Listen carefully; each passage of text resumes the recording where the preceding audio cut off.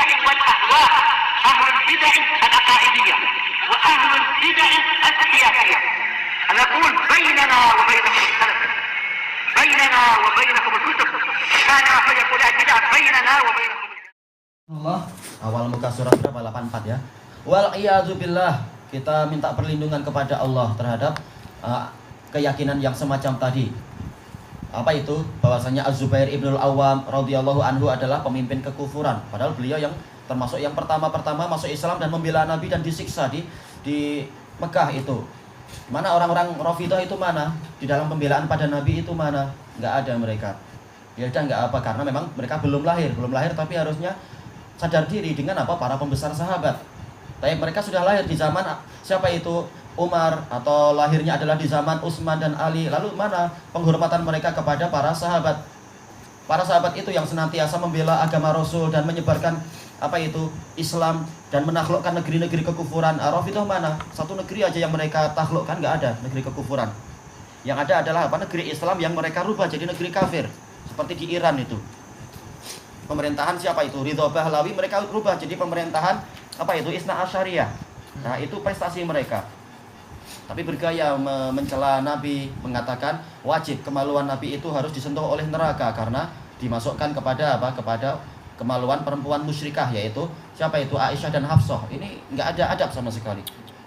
Na'udzubillah. Kalau pada Rasul aja gitu, apalagi kepada yang berikutnya para sahabat. Maka enak saja mereka bicara Zubair, pemimpin kekufuran. Mana kalian ketika Zubair disiksa oleh orang kafir? Mereka nggak ada waktu itu, dan memang kalaupun ada nggak akan membela. Yang ada adalah mereka justru bersama orang kafir, orang-orang Rafidhah itu. Wa huwa hawariyur Rasuli sallallahu alaihi wasallam. Padahal Az-Zubair ini adalah penolong setia Rasulullah sallallahu alaihi wasallam. Wa huwa mulazimun lir Rasul sallallahu alaihi wasallam. Beliau setia menyertai Rasul. Padahal beliau ini adalah apa? Dulu bangsawan. Tetapi karena beliau masuk Islam, membela Rasul, masih di awal-awal Islam, maka beliau mengalami penyiksaan, penghinaan dan seterusnya. Dan disebutkan dalam biografinya, beliau ini apa? Tidak pernah puasa kecuali puasa wajib di zaman Rasul. Karena apa? Karena sibuk berperang membela Rasul. Nah, setelah Rasul meninggal, kemudian apa? Kemudian di zaman peperangan Abu Bakar masih apa? Betul-betul sibuk, perlu dibantu menghadapi orang-orang murtad.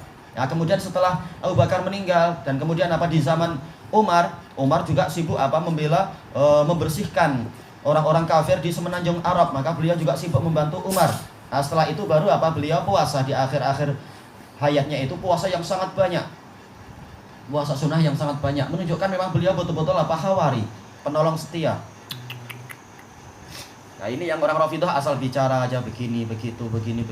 Cuma komentator aja mereka itu. Seperti munafikun.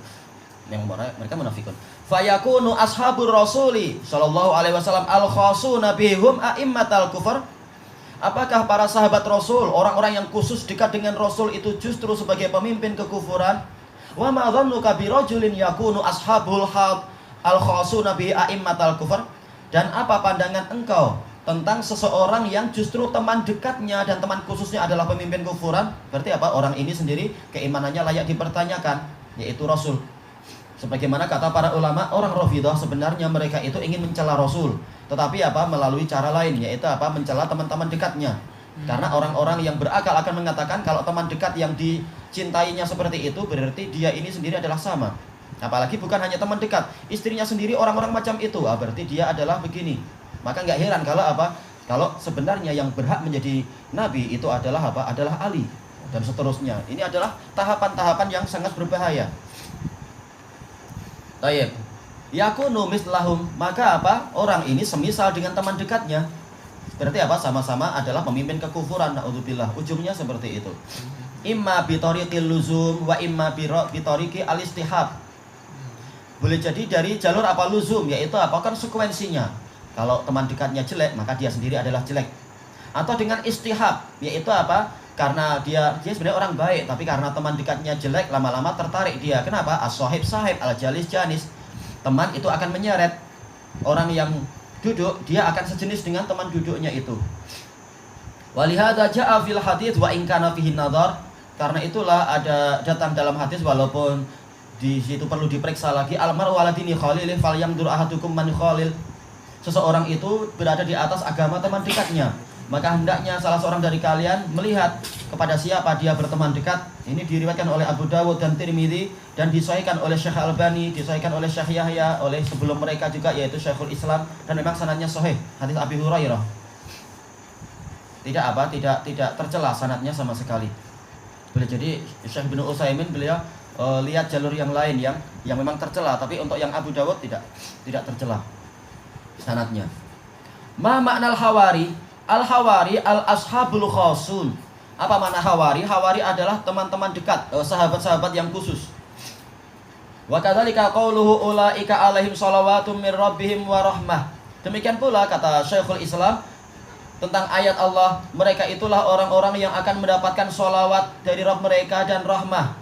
Kata orang Rafidah apa? Nazalat fi Ali lamma usiba bi Hamzah.